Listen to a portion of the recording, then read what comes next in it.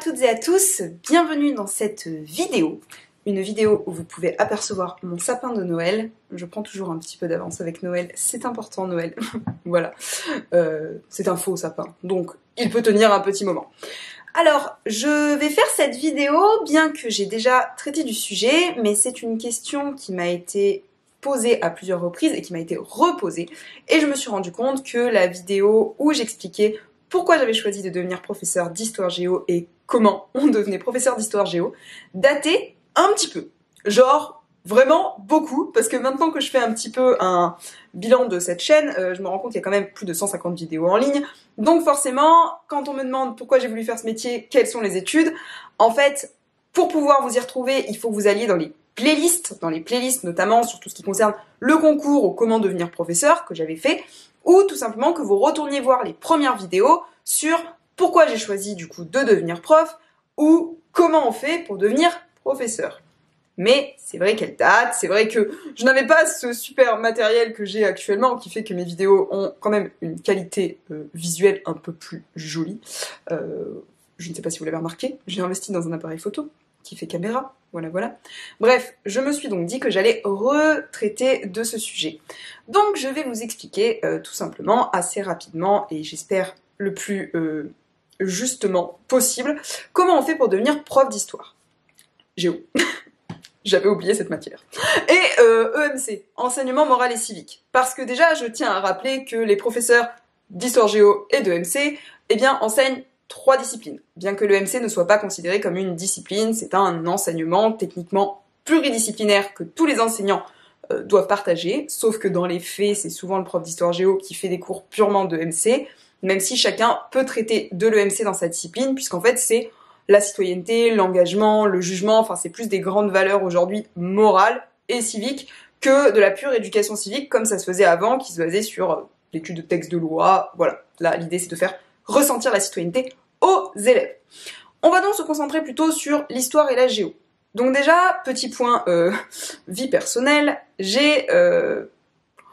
ça va faire un petit peu bateau dit comme ça, mais globalement, j'ai quand même toujours voulu faire prof. Enfin...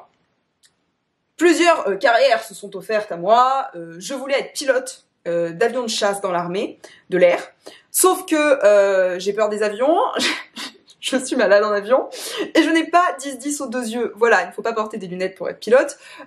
Donc ma carrière s'est très rapidement arrêtée, à l'âge de 6 ou 7 ans, voilà. J'ai brièvement voulu être alpiniste. Là aussi, ma carrière s'est brièvement arrêtée, voilà, rien que dans mes rêves. Et pendant un petit moment, je voulais être scénariste et réalisatrice pour faire des films et du scénario. Sauf que j'ai souvenir, alors peut-être que c'est mon esprit qui extrapole, je ne sais pas, mais j'ai souvenir d'une conversation avec mon père où mon père m'a dit « Qu'est-ce que tu veux faire plus tard ?» Et j'ai répondu « Je veux faire réalisatrice ou scénariste. » Et mon père m'a dit oui, mais est-ce que tu pourrais pas choisir un vrai métier? Parce que bon, c'est pas que ce soit pas un vrai métier, mais en gros, un métier qui va te rapporter quelque chose financièrement, parce que c'est compliqué de travailler dans le cinéma, si vous n'avez pas de relations, enfin voilà, c'est super compliqué quand même comme métier. Les métiers d'art, on peut en vivre, mais c'est plus complexe. Donc, du coup, il m'a dit, choisis un vrai métier. Et donc j'ai répondu, je vais faire prof d'histoire. Voilà. Donc là aussi, je crois qu'il était un peu désespéré, genre, j'avais dit un métier où on gagnait de l'argent. Coucou.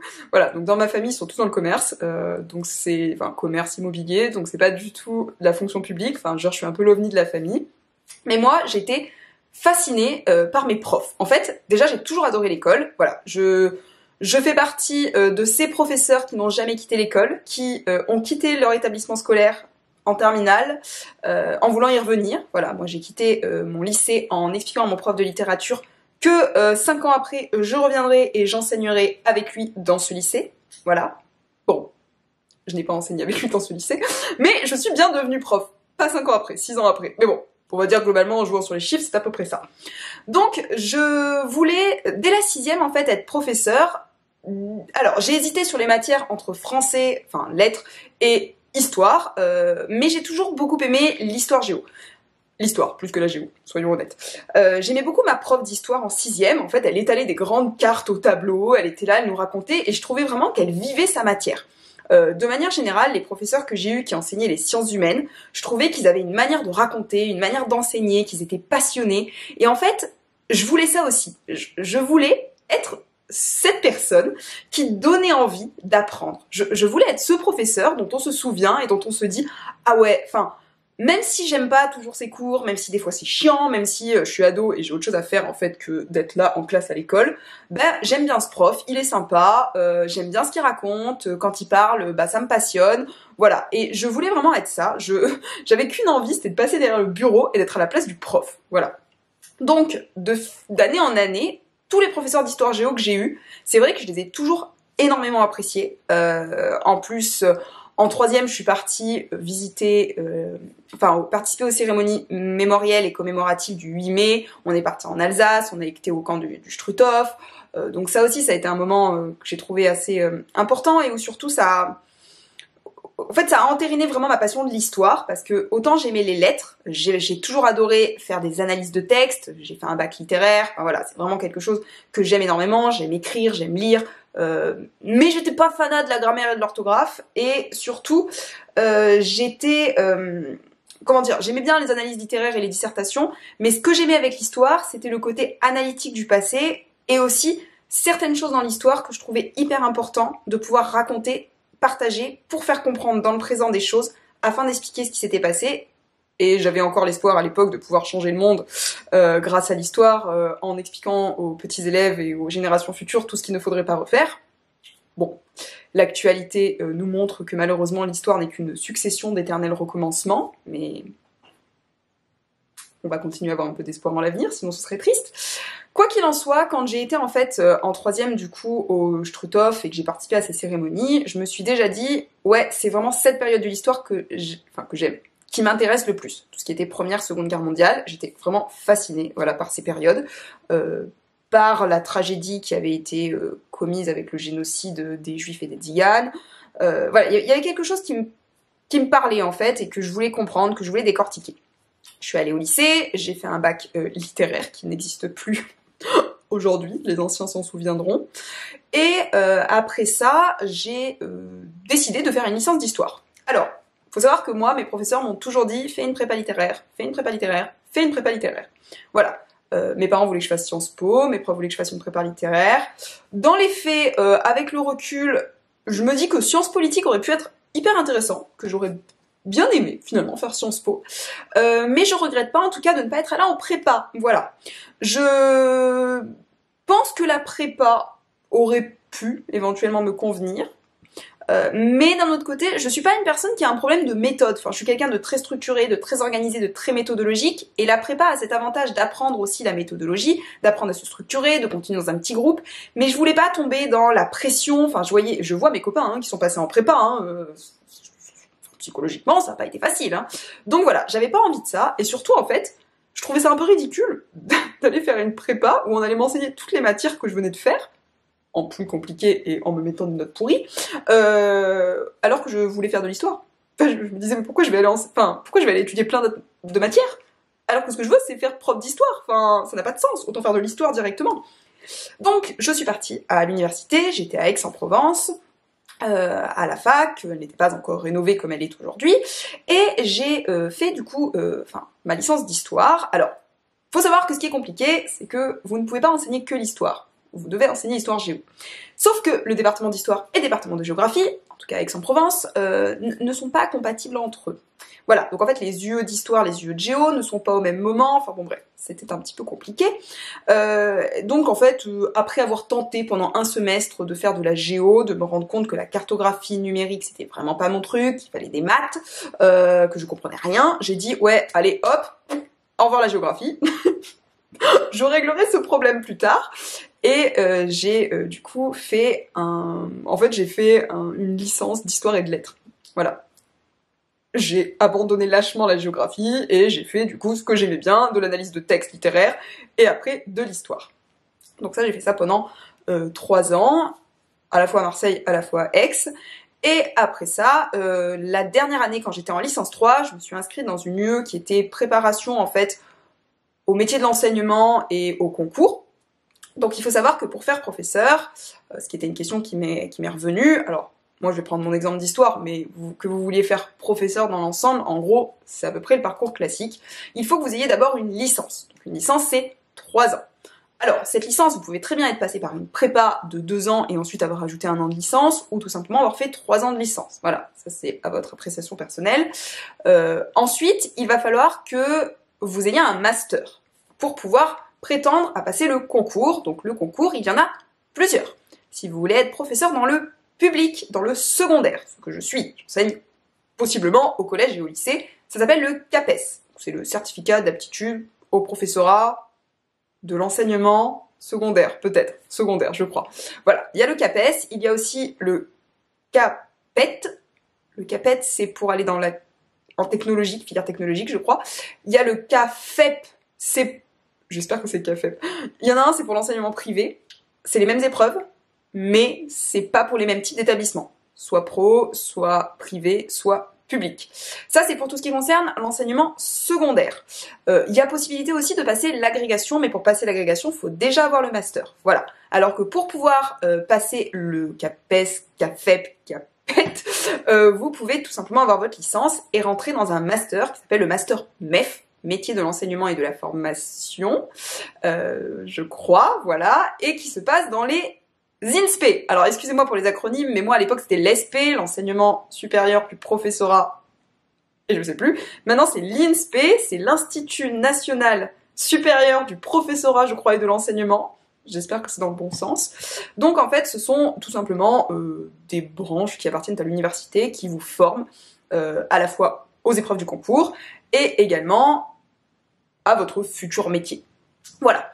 Je crois que la mouture, enfin non, je ne crois pas, je ne suis même sûre et certaine, la mouture a changé par rapport à quand moi je l'ai passé, c'est-à-dire que moi quand j'ai passé le concours, en gros on préparait l'année du M1, le concours, on passait les épreuves en fait à la fin du M1, et ensuite on était stagiaire la 2e année plus à mi-temps à l'INSPE, qui était l'ESP pour moi, et aujourd'hui c'est un peu différent parce qu'il me semble que les épreuves, on passe une partie de l'écrit. Alors, franchement, si vous êtes dans ces épreuves-là, n'hésitez pas à le dire en commentaire. Mais il me semble que maintenant, on passe une partie des épreuves à l'écrit la première année et la 2e année à l'oral. Moi, c'était tout la première année, que ce soit oral et écrit. Donc, voilà. En gros, il vous faut un master pour prétendre au concours. Mais si vous n'avez pas de master, vous pouvez faire le master MEF, ce qui vous permet de passer le concours pendant que vous faites le master. Voilà. Pour autant, est-ce qu'il est obligé de passer par le master MEF et par l'INSPE pour faire professeur? Non. Si vous voulez le préparer en candidat libre, c'est possible. Par contre, il vous faut un master. De préférence, dans la matière que vous voulez enseigner. Voilà, si vous avez un master d'art et que vous voulez enseigner l'histoire géo, bon, il va peut-être y avoir un petit problème d'incompatibilité. Mais encore que, ils cherchent tellement de profs aujourd'hui que peut-être ça pourrait marcher. Mais globalement, c'est ça. Il vous faut une licence et un master dans la matière, en tout cas, qui s'en rapproche. C'est-à-dire, par exemple, moi j'ai un ami, il avait fait un master de sciences politiques, il a pu passer le concours en histoire. Enfin, ça quand même, il y avait un lien, voilà. Par contre, si vous voulez, du coup, être professeur des écoles, là, ce n'est pas le CAPES, CAPET, CAFEP, c'est ce qu'on appelle le CRPE. Donc, c'est pour l'enseignement, cette fois-ci, primaire. Primaire, c'est donc maternelle et école élémentaire. Et à ce moment-là, ça se passe aussi dans les INSPE, c'est aussi un master MEF, mais de l'enseignement primaire et non pas de l'enseignement secondaire. Et c'est pareil, du coup, il faut un master pour pouvoir passer le concours final. Et de préférence, une licence en tout cas, dans une des matières qui est enseignée à l'école pour pouvoir entrer dans ce master. Voilà. Mais sinon, je vous dis, si vous ne voulez pas passer par le master MEF ou par l'INSPE, vous pouvez bien évidemment le passer en candidat libre. Il ne faut pas oublier de s'inscrire au concours l'année du concours, c'est-à-dire que généralement l'inscription c'est entre octobre et novembre, donc il faut faire très attention parce que si vous n'êtes pas inscrit, bah va falloir repasser l'année d'après, ce qui peut être embêtant si vous perdez une année. Mais globalement voilà, pour être professeur, il vous faut en tout cas 5 ans minimum d'études et un concours. Maintenant, je sais que je vais certainement avoir la question, mais là, je suis en train de vous parler évidemment de professeurs qui sont certifiés ou agrégés, en tout cas de professeurs qui ont eu le concours, que ce soit pour le privé ou pour le public. Si par contre, vous ne voulez pas passer le concours, vous voulez quand même être prof, vous pouvez devenir professeur contractuel. Je crois que maintenant, il faut essentiellement une licence. Voilà, après, contractuel, ça veut dire aussi contrat précaire. Alors évidemment, vous pouvez partir comme vous voulez, mais moi, j'enlève rien au contractuel, hein. Je pense que c'est des gens qui ont très envie de bien faire. Il y a des très très bons profs en tant que contractuel, et c'est pas parce qu'on est certifié qu'on a le concours qu'on est de très bons profs aussi. Par contre, même si la formation pour être enseignante n'est pas parfaite, comme tout, hein, rien n'est jamais parfait, et qu'une partie des choses on l'apprend sur le terrain, Ce que je trouve compliqué quand on est contractuel, c'est qu'on est balancé devant les élèves, encore moins formé qu'un professeur déjà formé. Voilà. Et que être prof, ça s'apprend. Voilà. Je suis désolée contre toutes les personnes qui pensent qu'en fait c'est inné, que d'un coup en fait on peut avoir eu des enfants et être professeur ou savoir taper des choses, faire du bricolage et se dire prof de techno. Non, non, ça s'apprend, c'est un métier, avec un diplôme, il y a une formation. Enfin voilà, je sais qu'on manque quand même de personnel en ce moment, mais je pense qu'il faut quand même pas mettre n'importe qui en face des élèves. C'est peut-être bien. Voilà, voilà. La pédagogie, la didactique, tout ça, ça s'apprend. Ça, c'est ce qu'on vous apprend justement dans les INSPE, pédagogie, donc comment vous allez enseigner, didactique. Oh là, je m'embrouille un petit peu. Mais bon, en gros, on va vous apprendre comment faire un cours, comment le créer, comment utiliser vos différents manuels scolaires. Voilà, il y a plein de choses qui s'apprennent. Je reviens justement assez rapidement sur le concours en lui-même. Je vous renvoie quand même, si vous voulez beaucoup plus d'informations sur le concours, sur comment ça se passe l'année du concours, sur les épreuves, sur les vidéos du coup que j'ai pu faire, à la fois toute seule ou avec mon ami Marion qui est professeur de lettres modernes. En gros, quand vous passez, alors là je parle de mon cas, je parle de comment devenir professeur d'histoire géo dans le secondaire. Vous allez du coup, je vous ai dit, licence, ensuite master, et vous vous inscrivez au concours. Donc moi, quand j'ai passé le concours donc, du CAPES qui est donc pour pouvoir enseigner dans le secondaire, c'est-à-dire soit collège, soit lycée, vous avez en fait une inscription du coup dans ce concours, le concours du CAPES, et vous avez, alors, j'allais dire 2 épreuves, 4 en réalité, 2 écrits et 2 épreuves orales. Donc à l'écrit, ça va être une préparation en général sur quand même plusieurs mois. Moi j'ai commencé à me préparer en janvier de l'année d'avant. Donc j'ai mis pour les écrits, on va dire à peu près 1 an de préparation. Donc vous avez la chance d'avoir généralement une liste bibliographique qui vous est fournie, c'est-à-dire que si vous allez sur les sites du gouvernement qui parlent justement du concours, vous allez trouver les rapports de jury, très pratique, très très bien, à garder à côté de votre table de chevet. Dans le rapport du jury, il y a tout. Voilà, il y a même l'endroit où vous pouvez dormir, il y a même une description du lieu où vous passez les épreuves. Faites attention d'ailleurs parce que autant les écrits on les passe pas loin de chez soi, autant l'oral, faut quand même prévoir un petit budget parce que généralement c'est pas toujours à côté. Voilà, en histoire géo c'est à Châlons-en-Champagne. Donc autant vous dire que moi je venais de Marseille, vous voyez, Reims c'était pas à côté. Voilà, donc en gros dans les rapports du jury vous avez aussi les questions qui peuvent tomber, sachant qu'il y en a 3 en histoire, 3 en géo. Donc alors il y a 4 grandes périodes en histoire, antiquité, médiévale, moderne et contemporaine, et donc en fait c'est tiré au sort et donc il y en a 3. Voilà. Et les jurys, les questions se renouvellent. En gros il y en a 2, non, ils en gardent 3 et ils en renouvellent 3 voilà, chaque année. Donc par effet de 2 ans, comme ça si vous l'avez raté une première année, il y a toujours 3 questions que vous aurez déjà vues. Donc, excusez-moi, j'arrive, voilà. Vous allez écumer cette liste et vous allez regarder les livres. Il y a généralement des livres qui sont proposés, à la fois des manuels généraux. Les manuels généraux, ce sont les manuels du concours. Donc moi, j'ai passé, par exemple, c'était une de mes questions en concours, le Moyen-Orient 1876-1980. J'avais aussi, par exemple, en géo, mer et océan.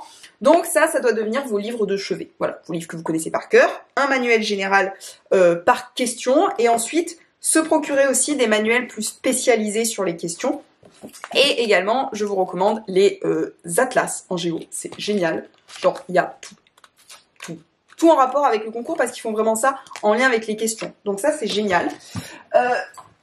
Je vous conseille également d'avoir toujours avec vous un petit dictionnaire de géographie, parce que vous allez vous rendre compte que la géo, ce n'est que des définitions. Voilà. N'en déplaise aux élèves qui croient qu'en fait, on ne fait que localiser. Pas du tout. En fait, on ne fait que définir. Voilà. Voilà, donc ça c'est bien. Et alors ça aussi c'est génial, la documentation photographique. Mais là aussi, ça résume toutes les questions en images et en articles. C'est trop bien, franchement, j'adore, vraiment. Alors je suis triste parce qu'il y en a un que j'avais prêté qu'on m'a jamais rendu. Voilà, ça c'était pouvoir en islam que j'avais aussi en question. Sciences et société. Voilà, donc ça c'est vraiment vos livres de chevet, c'est génial. Si vous êtes inscrit dans les SP, l'avantage c'est qu'en fait les professeurs, dans les INSPE pardon, les professeurs du coup vont vous traduire les rapports du jury, vous traduire un peu les questions au concours et vous faire du coup des cours, ce qui vous permettra du coup d'avoir à la fois les livres et à la fois le cours du prof pour comprendre les attentes. Alors, pour vous montrer, mais pas pour vous faire peur, moi j'avais une tendance. Une fois que j'allais en cours, je faisais ensuite des fiches de révision. Alors oui, vous allez me dire, c'est un peu gros pour des fiches de révision. Oui, certes, quand je fais cours aujourd'hui à mes élèves, je leur dis, Faites pas des fiches comme ça. C'est évident, sauf que là c'était pour un concours, c'était pas des petites fiches pour réviser le bac. Mais pour vous montrer, ouais parce que en fait j'ai un peu 4 classeurs comme ça. Voilà, bon moi mes fiches en gros, on voit rien. Oui voilà, non on voit rien. Ah si c'est bon. Voilà, mes fiches en gros ça résumait le cours, donc en espace d'une ou deux feuilles j'avais le cours du prof qui était résumé. Oh, j'ai vraiment écrit tout petit. Ah oui, là c'est des noms. C'est des... Vous voyez pas, mais en fait c'est des noms de personnes. Voilà, c'est des fiches biographiques, ça c'est des tableaux. Franchement je sais même plus ce que j'avais écrit. Hein. Donc me demandez pas de traduire ce qu'il y a. Je sais même pas pourquoi je les garde. Genre c'est mon souvenir. Oh j'avais fait une carte, mais elle est trop belle. Bon voilà. J'ai des cartes aussi. Ah oui parce qu'en géo du coup faut faire des cartes. Oh mais j'ai plein de cartes en fait. Waouh, ma ZE comme elle est trop jolie. Elle est pas trop jolie ma ZE. ZE c'est zone économique exclusive. Bon voilà, donc en gros moi je faisais ça. Ce qu'il faut aussi savoir, donc je vous disais, il y a 4 épreuves, à partir de 6 questions, parce que l'histoire c'est très vaste, la géo c'est très vaste, donc évidemment, vous n'allez pas traiter de tous les sujets qui existent. Donc, dans ce cas-là, il y a enfin en tout cas si c'est toujours le cas, parce que je ne sais pas si c'est toujours pareil les épreuves, en tout cas moi quand je l'ai passé, il y avait une dissertation à l'écrit, donc généralement soit en géo, soit en histoire, et ensuite un commentaire de plusieurs types de documents. Et je ne crois pas dans la dissertation, mais en tout cas dans le commentaire de documents, il y avait une adaptation qui devait être proposée aux élèves selon, du coup, un programme qui enseignait cette thématique de l'histoire. Pareil si c'est de la géographie. Et c'est pareil à l'oral. À l'oral, il y avait une question, c'était plutôt type leçon, type dissertation, mais à l'oral, où à ce moment-là, vous aviez 5 heures de préparation, possibilité d'avoir accès à une bibliothèque pour récupérer des ressources documentaires. Et une fois cette préparation fait, 1 heure d'oral, 30 minutes d'exposé et 30 minutes de questions, et une autre épreuve qui était une espèce de mélange de critique de manuel scolaire, de critique d'un texte scientifique et de critique d'un texte citoyen. C'est un peu bizarre, mais c'est l'épreuve où j'ai eu la meilleure note, donc... Pourtant, franchement, j'ai surtout souvenir que je ne comprenais même pas ce que j'étais en train de lire, tellement j'étais fatiguée. Bon... Faut croire que mon cerveau parlait à ma place. Votre cerveau, alors, il faut savoir une chose, quand vous êtes en plein concours, vous avez l'impression au départ que c'est pas possible de retenir tout ça. Genre, je sais pas, quand je regarde tous mes classeurs, je me dis à quel moment j'ai appris 6 classeurs entiers. Ou des bouquins comme ça. Et bien votre cerveau a une merveilleuse capacité à engranger des informations. Voilà. Et plus vous le faites travailler, plus il apprend. C'est vraiment un muscle en fait, votre cerveau. Voilà. Et donc, il faut aussi que vous connaissiez les programmes scolaires. Donc là, je les avais un peu, résumés. Les différents programmes scolaires. Parce que ce qui se passe, c'est qu'en fait, dans les épreuves du concours, on va par exemple, je sais pas, je vous dis au hasard, j'avais une question, c'était les mers et océans en géographie.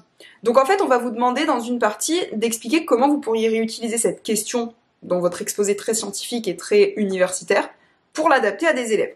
Donc il faut déjà que vous sachiez à quel moment du programme on enseigne ça. Moi, je sais que par exemple, j'enseigne les mers et océans à mes élèves de 4e sur le thème du programme de géographie. Oui, je clique des doigts, ça me permet de me faire remémorer. Sur la trame conductrice de la mondialisation. Donc là, je vais expliquer, voilà, les mers et océans, on aurait pu le mettre, l'adapter dans telle séance. Donc pour ça, il faut quand même que vous connaissiez les programmes. Il faut savoir dans quel niveau de classe, quelle thématique, quelles notions vous pourriez aborder avec les élèves, voilà. Donc ça aussi, c'est important de le savoir. Et ça peut être aussi très intéressant, attendez, voilà, d'écumer tous les manuels scolaires, enfin tous les manuels scolaires, certains manuels scolaires. Bon, moi j'ai un petit coup de cœur et de préférence pour le livre scolaire. Voilà, j'aime beaucoup le livre scolaire, mais il n'y a pas que le livre scolaire, hein, je ne vais pas faire que de la pub pour eux. Ça c'est Hachette, éducation. Là, vous avez Belin. Voilà, j'ai pris un niveau différent. Et ce qui est bien aussi, pareil, les manuels scolaires, ça vous permet de voir comment ils traitent la question. Voilà, ça vous permet aussi d'avoir un regard critique sur la question, c'est-à-dire que parfois, moi par exemple, quand je fais cours, je lis un truc, je me dis, c'est nul. Sans remettre en question ceux qui ont créé les manuels. Mais des fois, ils sont un peu pressés par le temps, donc tout n'est pas toujours génial. C'est pour ça que j'aime bien avoir plusieurs manuels pour coupler et, voilà, et faire des mixtes. Et souvent, moi par exemple, les questions, je les change. Parce que ça me convient pas, ou j'ai envie d'autre chose, enfin voilà. Donc, je résume cette situation. Si vous voulez être prof, il va falloir apprendre des choses, beaucoup de choses.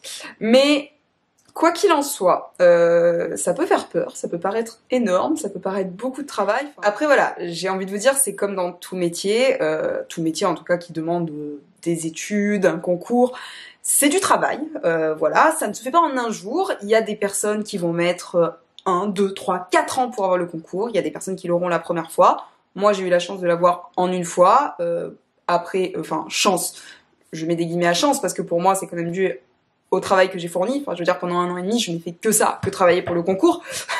J'espérais bien l'avoir quand même, ce concours, mais voilà, moi j'ai toujours été sans me jeter des fleurs aucune, j'ai toujours été une très très bonne élève à l'école, j'ai jamais eu de problématique de méthodologie, j'adore la méthode, j'aime beaucoup apprendre, j'aime beaucoup l'école, enfin voilà.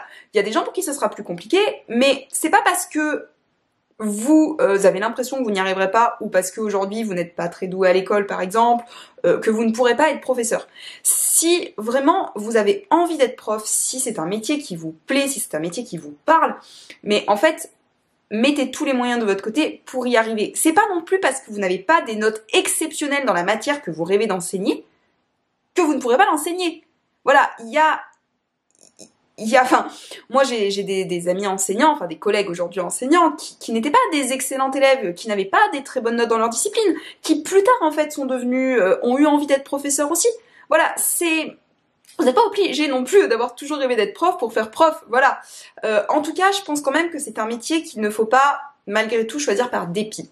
Pendant très longtemps, on a toujours dit, prof, c'est le plus beau métier du monde, voilà, c'est le métier un peu planque de la fonction publique, où vous y entrez et vous n'y sortez plus jamais, parce que sécurité de l'emploi, parce que vacances scolaires, et on a tôt fait quand même de dire des profs que ce sont des gros flemmards qui font leur cours une fois dans leur vie. Je sais pas comment ils vont faire après parce qu'ils vont vachement s'ennuyer. Enfin moi je m'ennuierais. J'en fais 25 fois des nouvelles activités parce que j'ai peur de m'ennuyer. Donc on a l'impression qu'en fait le prof, une fois qu'il est en classe, il s'assoit confortablement, il dicte son cours, voilà, les élèves écrivent béatement et répondent aux questions dans leur manuel, et le cours est fait pour le reste du temps. Alors même si l'histoire géo effectivement est figée dans le temps, les activités changent, les élèves changent, et d'une classe à l'autre, ça va demander de s'adapter. Être professeur, c'est pas simplement savoir dispenser un savoir. Et ça aussi, il faut le garder à l'esprit. C'est-à-dire que être prof, c'est pas juste se dire génial, encore une fois, je vais avoir une planque avec des vacances et je vais m'asseoir sur mon bureau, enfin sur ma chaise, pas sur mon bureau. Enfin moi je m'assois sur mon bureau, mais détail.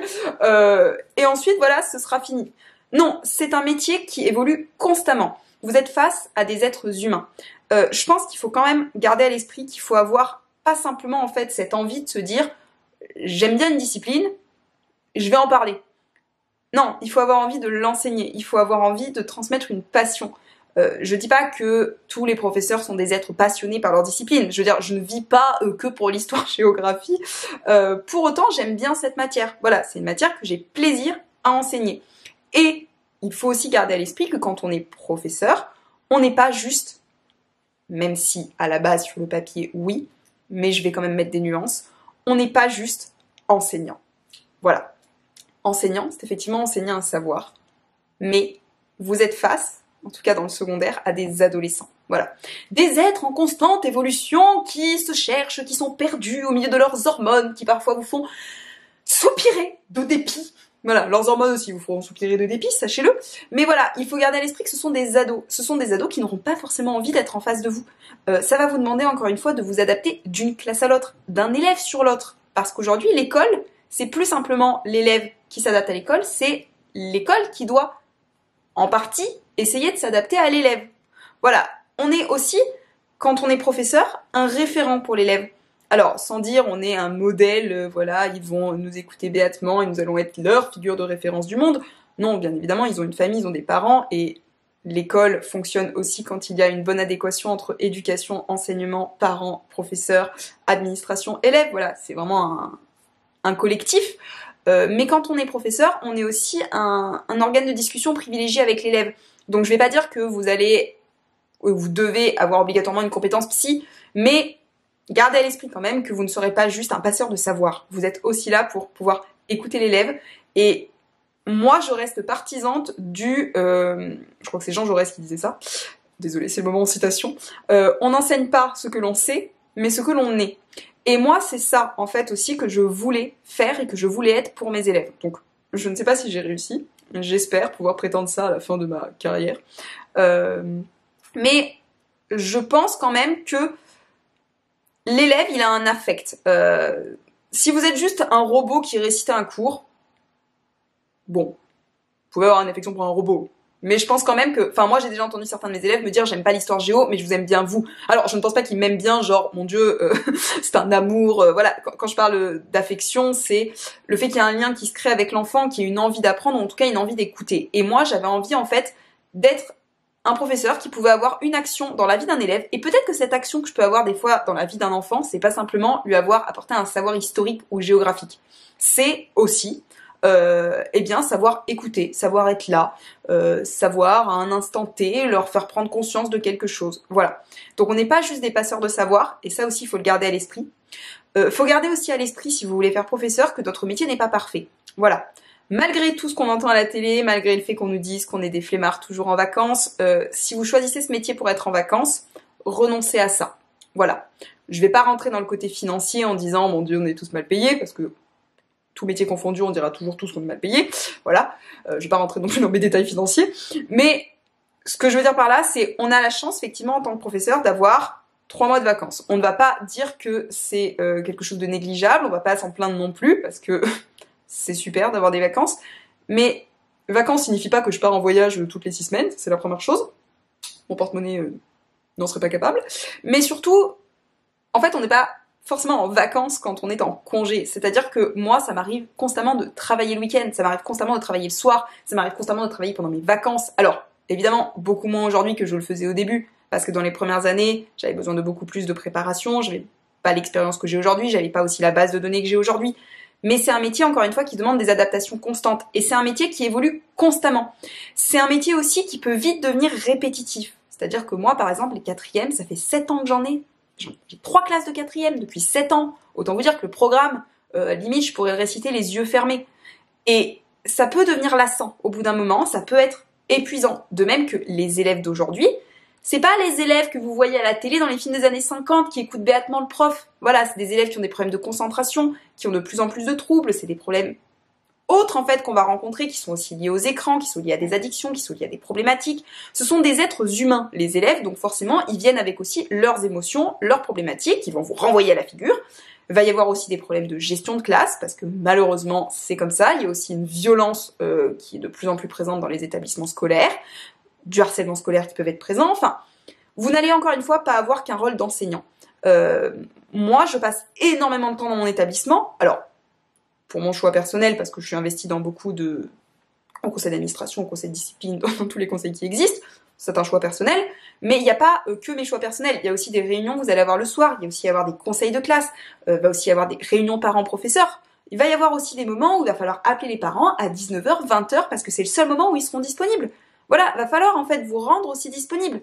Va falloir aussi gérer la quantité de mails que l'on reçoit. Alors je sais que tout métier confondu c'est le cas, mais c'est le cas aussi avec nous. Sachant que nous, professeurs, faut des fois qu'on gère le mail, tout en répondant à l'élève, tout en répondant au surveillant qui vient de rentrer dans la classe, et en gérant une situation de crise. Voilà, c'est un métier qui va vous demander d'être polyvalent. C'est un métier dans lequel, en fait, il va falloir, encore une fois, s'adapter constamment. Et c'est un métier qui vous apprend le lâcher-prise. Hein. Alors, parce que moi, qui étais quelqu'un de très contrôlé, méticuleux, carré, je vous jure, maintenant, aujourd'hui, j'y vais un peu en freestyle, des fois. Hein. Mais, en réalité, vous n'êtes jamais en freestyle. Vous avez toujours une base sur laquelle vous appuyez, ce qui vous permet, avec l'expérience, du coup, de vous détacher de ce que vous aviez prévu pour faire autre chose. Je reviens juste une dernière fois, avant de clore cette vidéo, sur l'aspect qui peut être vite répétitif, ou des moments qui peuvent être compliqués dans le métier.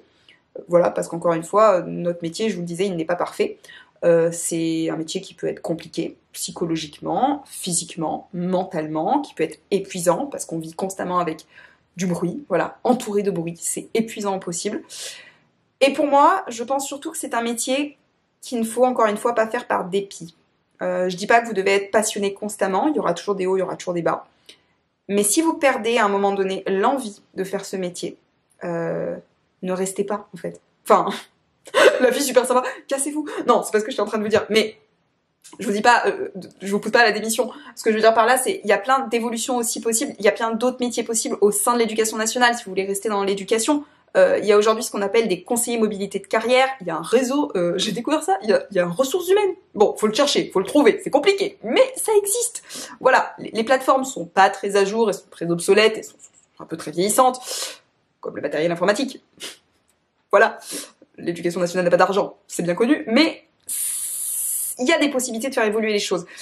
Je pense qu'il faut pas devenir aigri, en fait, à un moment donné, même si on a des tendances à un moment donné à se dire je désespère, les élèves, de toute manière, l'éducation ça sert plus à rien, la société ça sert plus à rien, il n'y a plus d'avenir, voilà, on va tous mourir.